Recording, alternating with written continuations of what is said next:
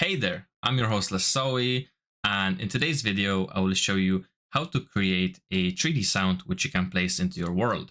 Now if I go over here to the building, to the very edge, you can hear a little bit of that noise.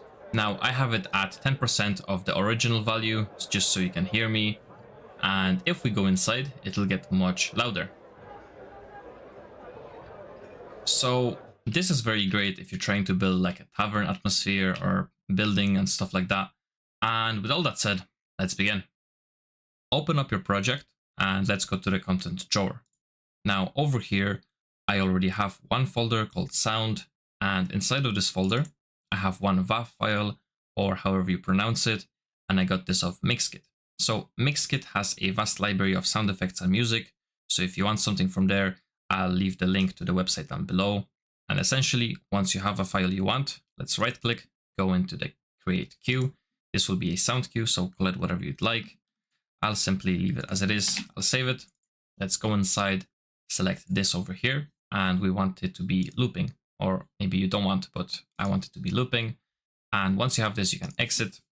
Now, for the purpose of the video, I have this at 10% of the actual volume, so this will be just one, just so you can hear me. And now we can go right click here. Let's go to audio and go into, what was it? There we go, spatialization, and let's create a sound attenuation. Now you can call this whatever you like. I'll leave it as it is. And if we go here, I actually will delete this real quick. So what you want to do, let's take our queue, our bar crowd queue, and let's put this over here. Now inside of this, you will see something called attenuation settings. And inside of this, just select your new attenuation that you made. It's a good idea to name it. I just didn't name mine. And with that said, we can override the attenuation. And here we can set up the parameters. Now this building is a square. So for the shape, I'm just going to select a box. And we can see the outline of the fall off. So I don't want this to be that big. Maybe 800 is good for me. And over here, we can select the Y and Z values. So since this is just a square, I'm going to input 400, and we can see this starts to take shape, and 400 for the Z. And now we get a box.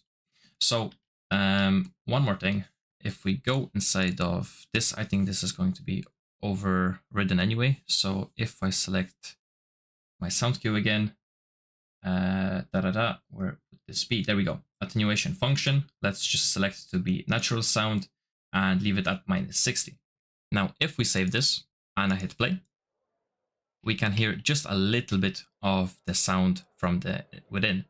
And if I actually go inside, this will get much louder, just like so.